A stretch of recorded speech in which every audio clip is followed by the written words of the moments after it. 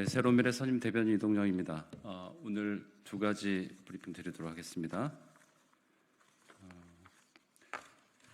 첫 번째입니다. 사법 리스크 없는 정권 심판, 민주주의와 공정의 회복, 새로운 미래를 선택해 주십시오.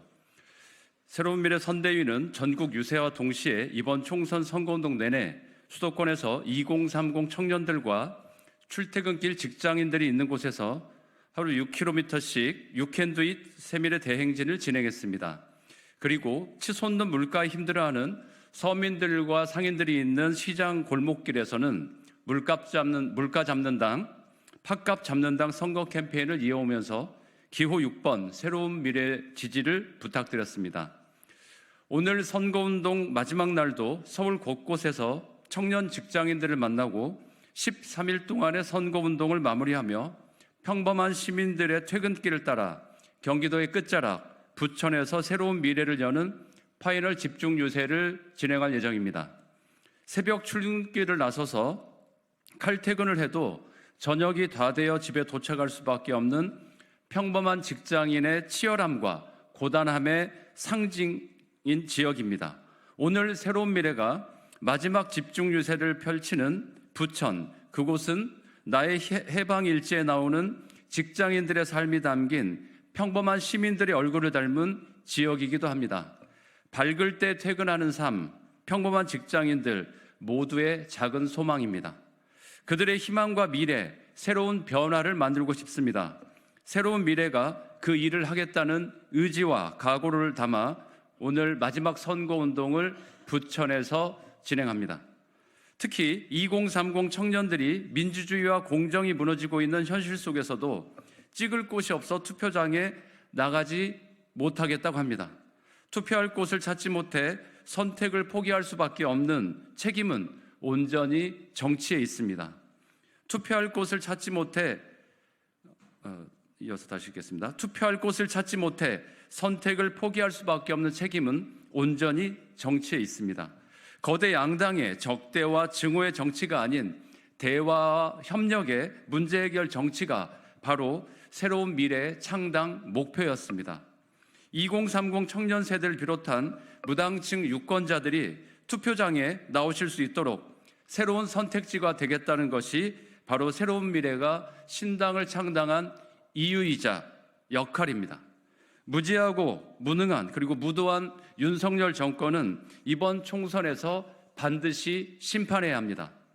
하지만 전관비리, 사기대출, 부모 찬스의 편법 증여, 부동산 특이, 막말 리스크로 뒤엉킨 야당으로는 제대로 정권 심판을 할 수 없습니다.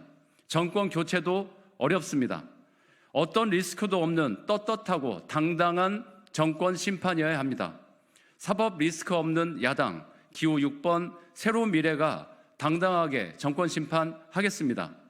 윤석열 정권이 무너뜨린 민주주의와 공정도 다시 바로 세우겠습니다. 새로운 미래를 선택하는 것은 민주주의와 공정의 가치를 선택하는 것입니다. 새로운 미래는 적대적 대결 정치의 완충지대가 되겠습니다. 대화와 협상의 정치를 복원하겠습니다. 그래도 민주주의가 옳다는 것을 증명하겠습니다. 막말을 쏟아내는 증오 정치를 넘어 오직 민생을 위해 일하는 정치 시대를 열겠습니다. 진영 내에 반칙과 특권을 눈감는 정치를 넘어 그래도 공정한 나라를 만들기 위해 힘차게 전진하겠습니다. 찍을 곳이 없다고 투표를 포기하지 마십시오. 선거가 끝나도 국민의 삶은 계속됩니다. 그리고 대한민국은 미래로 나아가야 합니다. 그래도 민주주의에 투표해 주십시오.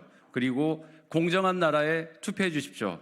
내일 마지막 본투표에서도 기호 6번 새로운 미래에 확실한 투표를 부탁드리겠습니다. 새로운 미래는 오늘 자정 선거운동이 끝나는 그 순간까지 최선을 다하겠습니다. 두 번째 간략히 현안 브리핑 하나 더 드리겠습니다. 위장병역 거짓 해명으로 고발당한 민영배 후보, 민주당은 내로남불 말고 결자해지하십시오. 민주당 광주 광산을 민영배 후보가 전 민주당 당원에게 공직선거법상 허위사실 공표죄로 고발당했습니다. 민 후보는 위장 병역 의혹에 대해 페이스북을 통해 병역 의무 이행과 취업 과정에 어떤 불법도 없었다며 병역법을 특정해서 불법이 아니라고 해명했습니다. 하지만 민 후보의 군 복무 당시 국가복무원법 64조와 군인 복무 교율 36조에 따르면 영리행위 금지 및 겸직 금지 규정을 분명히 위반했습니다. 거짓 해명 맞습니다. 낮에는 기자로 밤에는 방위로 복무했다는 민영배 후보의 변명이야말로 궤변입니다. 당시 병역법에 해당 조항이 없다고 어물쩍 넘어갈 일이 아닙니다. 불법 맞습니다. 민 후보는 지난해 사회복무요원이 범죄로 금고 이상 형이 확정되면 현역병, 이병을 처분할 수 있도록 하는 병역법 개정안에 공동 발의했다가 논란이 되자 철회한 바 있습니다. 그렇다면 군 복무 중 불법으로 영리행위를 한 민영배 후보는 어떤 처벌을 받아야 하는 겁니까? 민주당은 2022년 조규홍 보건복지부 장관 후보자 청문회에서 그가 군 복무 중 1년가량 대학원에 다니는 특혜를 받았다며 강하게 비판한 바 있습니다.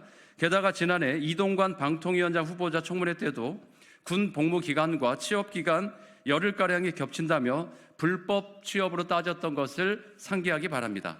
그때는 맞고 지금은 틀린 겁니까? 민주당의 입장은 어떤 겁니까? 혹여라도 민주당이 민 후보나 40년 전 일이고 공소시효가 끝난 사건이라 생각한다면 큰 오산입니다. 허위사실 공표냐 아니냐는 이제부터 시작입니다.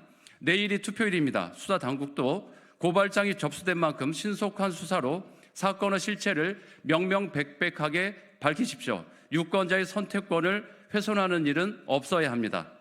성실하게 군복무하고 있는 군 장병들과 그 가족들에게 박탈감을 준 중대한 사건입니다. 민주적 절차와 공정의 가치를 훼손한 사건입니다. 민주당이 끝내 민영배 후보의 특권과 반칙에 눈을 감는다면 내일 투표장에서 광산 구민과 국민의 심판을 피할 수 없다는 것을 명심하십시오. 민주당이 내로남불 말고 결자 해제하길 촉구합니다. 이상입니다.